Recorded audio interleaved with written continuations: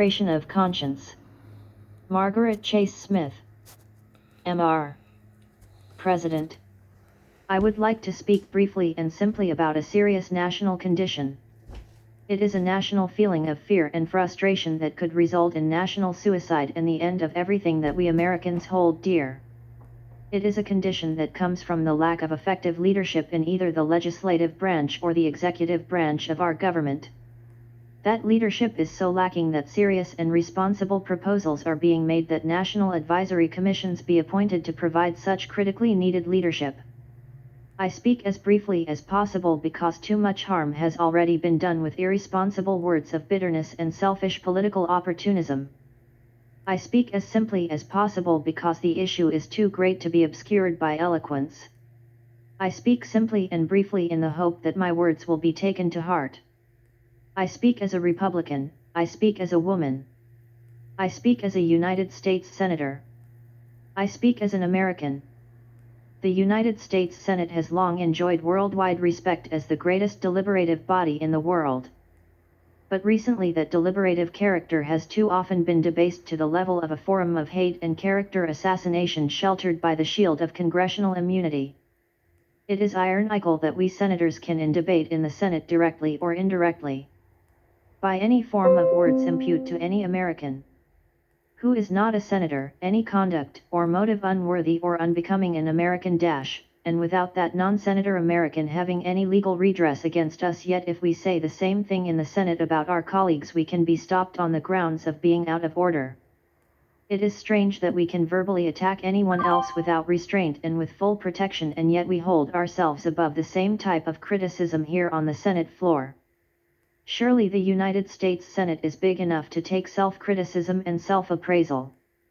Surely we should be able to take the same kind of character attacks that we dish out to outsiders. I think that it is high time for the United States Senate and its members to do some soul-searching for us to weigh our consciences on the manner in which we are performing our duty to the people of America, on the manner in which we are using or abusing our individual powers and privileges. I think that it is high time that we remembered that we have sworn to uphold and defend the Constitution. I think that it is high time that we remembered that the Constitution, as amended, speaks not only of the freedom of speech but also of trial by jury instead of trial by accusation.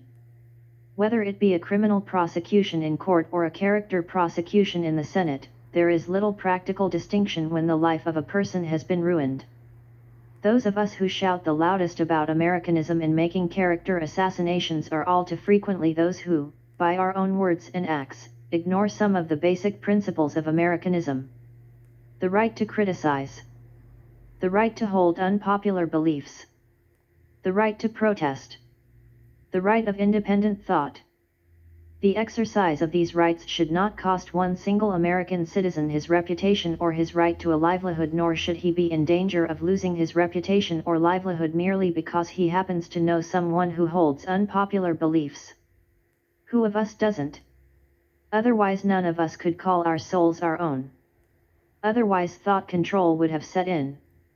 The American people are sick and tired of being afraid to speak their minds lest they be politically smeared as communists or fascists by their opponents. Freedom of speech is not what it used to be in America. It has been so abused by some that it is not exercised by others. The American people are sick and tired of seeing innocent people smeared and guilty people whitewashed. But there have been enough proved cases to cause nationwide distrust and strong suspicion that there may be something to the unproved, sensational accusations. As a Republican, I say to my colleagues on this side of the aisle that the Republican Party faces a challenge today that is not unlike the challenge that it faced back in Lincoln's day. The Republican Party so successfully met that challenge that it emerged from the Civil War as the champion of a united nation in addition to being a party that unrelentingly fought loose spending and loose programs. Today our country is being psychologically divided by the confusion and the suspicions that are bred in the United States Senate to spread like cancerous tentacles of know nothing, suspect everything attitudes. Today we have a Democratic administration that has developed a mania for loose spending and loose programs.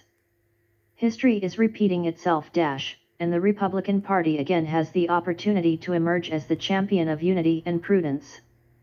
The record of the present Democratic administration has provided us with sufficient campaign issues without the necessity of resorting to political smears.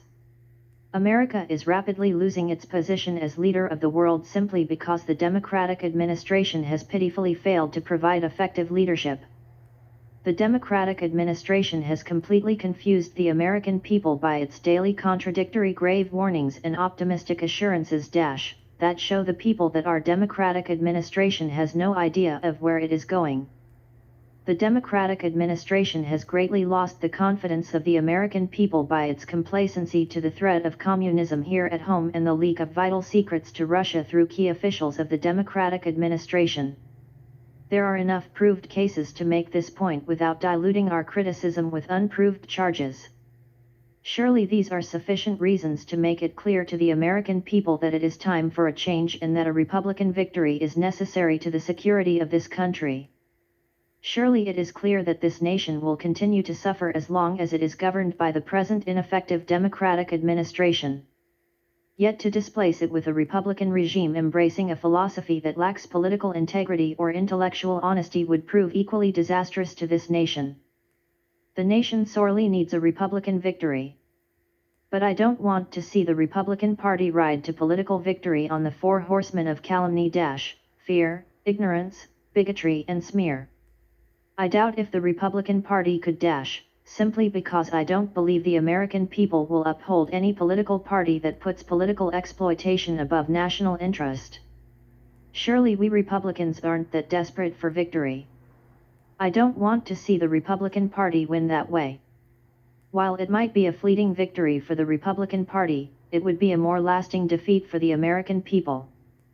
Surely it would ultimately be suicide for the Republican Party and the two-party system that has protected our American liberties from the dictatorship of a one-party system. As members of the minority party, we do not have the primary authority to formulate the policy of our government. But we do have the responsibility of rendering constructive criticism, of clarifying issues, of allaying fears by acting as responsible citizens. As a woman, I wonder how the mothers, wives, sisters, and daughters feel about the way in which members of their families have been politically mangled in Senate debate and I use the word debate advisedly. As a United States Senator, I am not proud of the way in which the Senate has been made a publicity platform for irresponsible sensationalism. I am not proud of the reckless abandon in which unproved charges have been hurled from this side of the aisle. I am not proud of the obviously staged, undignified countercharges that have been attempted in retaliation from the other side of the aisle. I don't like the way the Senate has been made a rendezvous for vilification, for selfish political gain at the sacrifice of individual reputations and national unity. I am not proud of the way we smear outsiders from the floor of the Senate and hide behind the cloak of congressional immunity and still place ourselves beyond criticism on the floor of the Senate. As an American, I am shocked at the way Republicans and Democrats alike are playing directly into the communist design of confuse, divide, and conquer. As an American, I don't want a Democratic administration whitewash or cover up any more than I want a Republican smear or witch hunt. As an American, I condemn a Republican fascist just as much as I condemn a Democrat communist. I condemn a Democrat fascist just as much as I condemn a Republican communist. They are equally dangerous to you and me and to our country. As an American, I want to see our nation recapture the strength and unity it once had when we fought the enemy instead of ourselves.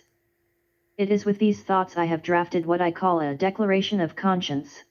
I am gratified that Senator Toby, Senator Aiken, Senator Morse, Senator Ives, Senator Thye, and Senator Hendrickson have concurred in that declaration and have authorized me to announce their concurrence.